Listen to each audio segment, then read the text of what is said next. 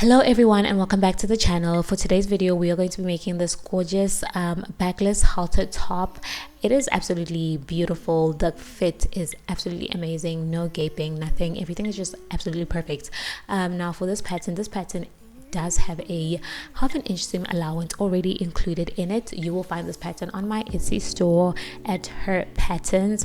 If you're just watching to see how I put it together and not really interested in buying the pattern, that's also okay. You're welcome. I know sometimes you could be working on a similar project and want to see how other people do it. Anyway, when you print out your pattern, make sure that you measure the first page, making sure that it's 2 inches, and also print at 100% scale. The first page will also show you your layout, and also you can print a specific size using layers on Adobe Acrobat. Now I'm going to snip off the right side and the bottom of that page, and I'm going to overlap it with the other pages, making sure that I make full circles. Now let's cut out our pattern piece and make sure that we cut that dot out so that we can be able to trace that curvature over there. Now I am using 1/2 meter of Duchess satin, and I'm cutting my pattern pieces, 2 of them on fold, and then the rest is going to be my straps. Now for my straps, even though it's not showing right now, for my straps we are going to be making diagonal straps. I have fallen in love with making bias straps. I've fallen in love with making bias straps because they are absolutely easy to turn inside out. Oh my goodness, they just, wow, so easy. So this is what I'm doing, and I don't think I'll ever change at this point.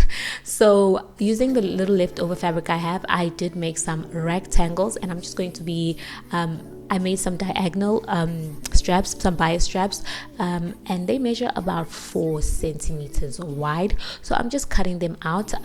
Sometimes you might want to make a continuous bias strap, which will require you to use up more fabric because you want a super long bias strap. I don't recommend that you do that because you will end up wasting a lot of your fabric.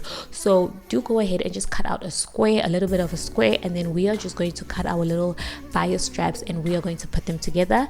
Now I do want to say in the next frame, when I started putting the pieces together, I did lose some of the footage, but hopefully you'll be able to see how I took those little straps and made them into a big strap. I do also have another video, which is another open back top. It's red, so you can also watch that video to see how I merged these pieces together to have one continuous strap. Now I am so sorry for my big head coming into frame. Anyway, cut.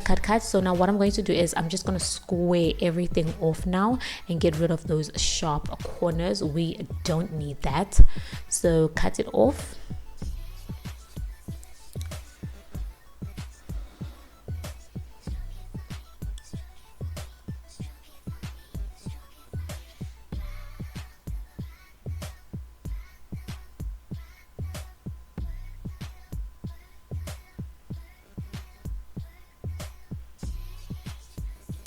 Also, I did make my straps about 1.3 meters long. Now this is the part I didn't film. So what you want to do is you want to take one strap right side up and take another strap right side down and put them together like you're making an L, and then you're going to stitch them diagonally, and make sure that when you are stitching them diagonally, when you open them up like this, it is just a continuous loop. Now cut off the excess,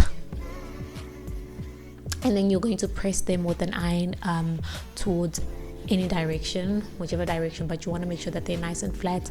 Now take that strap, fold it right sides together, and start to stitch. My straps are about 1 centimeter wide. You can make yours wider or maybe even skinnier, it's all up to you, but mine are about 1 centimeter wide.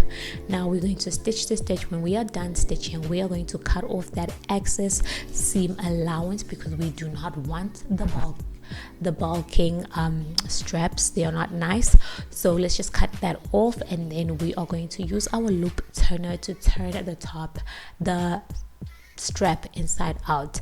If it is possible for you to buy a longer loop turner, do take it. I recommend having a short loop turner, a medium loop turner, and the longest loop turner you can have. My medium loop turner barely made it.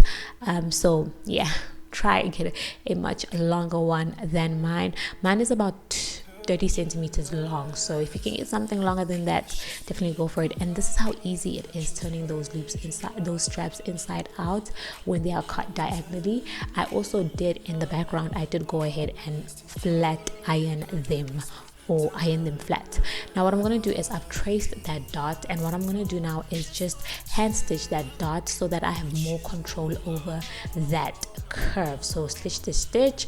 Wow, that moves very fast. And also a tip that I want to give you is that when you are stitching your dots, right, at that point, at the bust point, you don't want to stop at the bust point. Try to go all the way up to the bust point and then continue to go up for another 1.5 centimeters just to smoothen it out. If you stop at that bust point, you are going to have a very pointed dot. So what you want to do is, with every dot, just go stitch it. When you get to the bust point, go pivot it and just go up about a centimeter, half a centimeter, to really smoothen that curve.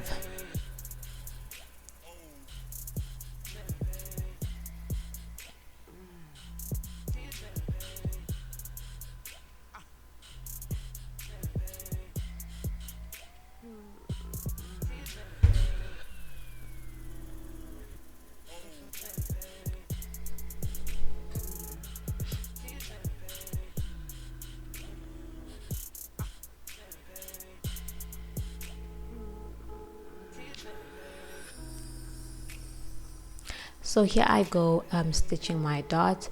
So I'm going in, right? I'm gonna go, then I'm gonna pivot to capture that curve, pivot, and then I'm going to continue straight. And then when I reach my bust point, I have reached the bust point here, I pivot again, and I'm just going an extra centimeter and a half just to really smoothen that dot, you know. So you don't go and like stop at that bust point 100%, because like I said, it is going to be a very pointy bust. So just make sure that you are going straight and just, you know,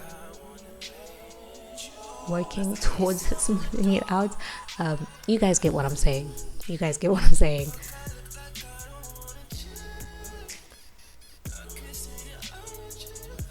So what I'm doing right now is I'm going to tie my bust. I'm going to tie the extra seam, extra threads, and then I'm going to cut it out. Now what I'm doing is I'm cutting out those dots because they are quite big and I don't want them, you know. You don't have to cut yours out. I'm just cutting mine out because I'm like, they're so big. Just cut them out, and then we are going to continue with the pattern. So now what I'm going to do is I'm going to take my straps, and I am going to be sticking my straps or stitching my straps.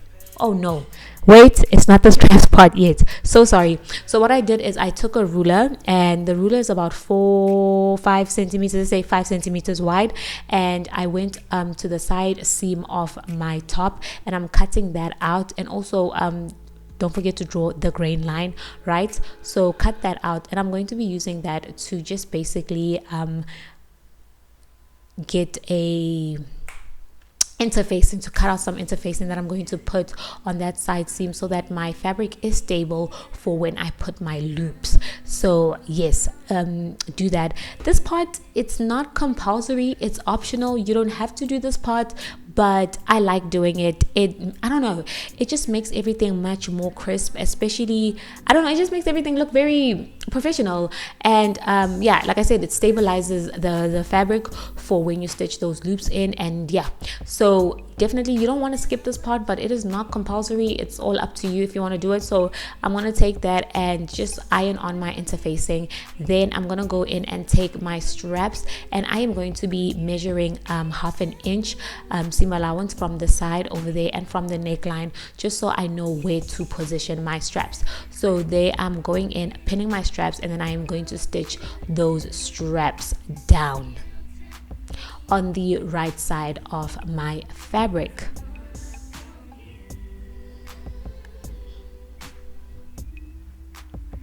So when I'm done stitching them together, I'm going to take the other piece and I'm going to put it right side down, meaning that both pieces will be right sides together, and my straps are going to be sandwiched inside.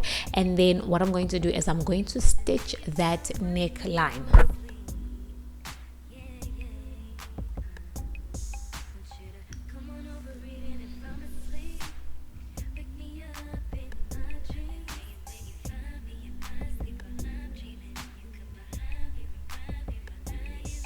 And make sure that when you're stitching that neckline, you are capturing that curve. Make sure it's a nice smooth curve. So when I'm done stitching that, what I'm going to do is I'm going to open this up, flat iron it, and take my seam allowance, push it towards the lining. You're going to have to decide the prettier, let's say the prettier side. If you're going to be using the same fabric, the prettier side, let's use that as our front, and then the not so pretty side, we are going to use that as our lining. So I picked which side was my favorite, and what I'm doing is I'm stitching on, I'm doing a top stitch. Now when you get to this part and you're doing your top stitch, make sure that you skip half an inch and then start sewing after half an inch, and you stop before half an inch before the end. Yeah, so make sure that when you start top stitching, skip about half an inch from the start, go ahead and top stitch, and then stop half an inch before the end. So this is me going in and top stitching. The top stitching came out really beautiful, and this is one of the things I love about having a good sewing machine. Like sometimes a good top stitch is one good sewing machine away. The machine I had before this, top stitching was like the worst thing. It just, I could never get it, I could never 100% control it. So anyway,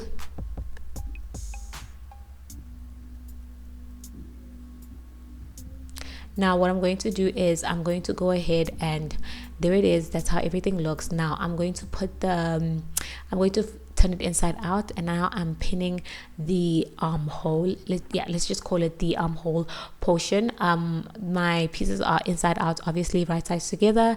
Pin that armhole, and then I am going to stitch it. Now exactly what I did for the neckline is what I'm going to do for the armhole. I'm going to stitch it together, and then I'm going to top stitch.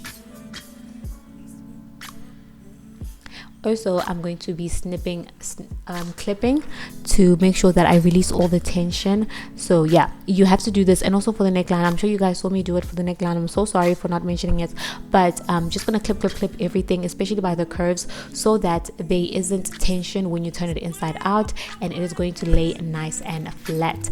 I'm also cutting off those corners so that there isn't bulking when I turn the top inside out.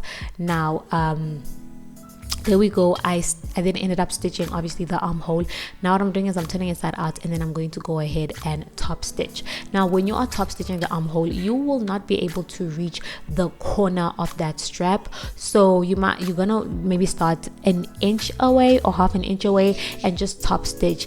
Do not make the mistake of top stitching on the wrong fabric. Like, you have to top stitch on the fabric that you top stitch your neckline. And also again, when you are top stitching, make sure that you stop half an inch before the end, just like that. So now let's move on to taking our loops. I'm so sorry, I did my loops off camera, but you know how to do loops, and then I did stitch them, hand stitch them off camera too. So that is how my loops look. I made sure that my loop at the bottom is about an inch away from the bottom seam, because remember I'm also going to be stitching that bottom seam, so the other part of it is a seam allowance. So the bottom loop, the last loop, the bottom loop is about an inch away from the bottom seam, right? Anyway, I'm going to turn those, I'm going to turn the top inside out, putting the right sides together, making sure that the loops are sandwiched in between the pieces, and I am going to stitch them down. I think it's easier to see what I'm doing than it is for me to explain everything. I am so sorry, guys. Yeah, I am not really that good at explaining things, but you can see in the video exactly what I'm doing. So now what I'm going to do is I'm going to go ahead and just cut that thread. Oh, at that point I ran out of bobbin. Imagine, yo, don't you just hate it when you're sewing and then you run out of bobbin? So now what I'm going to do is, after I've sewed those side seams, I'm going to go ahead and pin the bottom seam. The bottom will be the only thing open, so go ahead and take all those straps, stuff them inside the top, put the top right sides together, obviously straps stuffed inside, and then line up those seams. And we are going to be sewing that bottom seam, and we are going to be leaving about 1.5 inches wide opening so that we are able to turn the top inside out. I made my opening so small to the point where I really struggled turning it inside out. I don't know how I made it so small. Usually I am really good at gauging this, but you know, this time I just wasn't. So make sure that you stitch that bottom seam, stitch the stitch, and then leave about 1.5 inches open.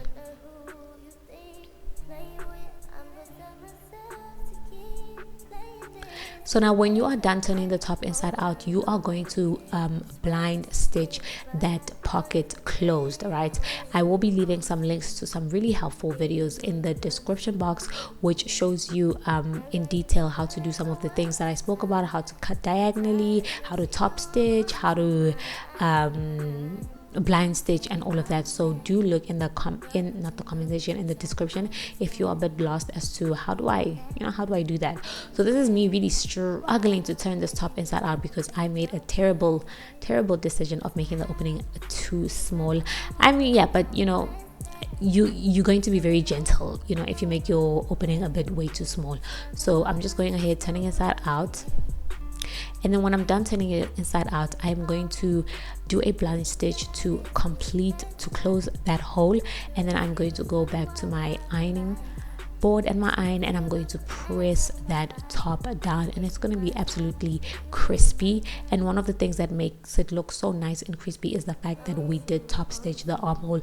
Most of the time people will just only top stitch the neckline. No, for this pattern we have to top stitch the armhole and the neckline, and because we also put some interfacing on those side seams, you know, everything just looks well put together. Don't forget to really get those corners. Hey, make sure that those corners are nice and crisp and pointy. So make sure I'm using my thread my seam ripper to really go into the corners and really capture those corners. Make sure that they're nice and pointed. And then don't forget, you're obviously going to go back and iron the top, and you are basically done. If you enjoyed this video, please do subscribe, do comment.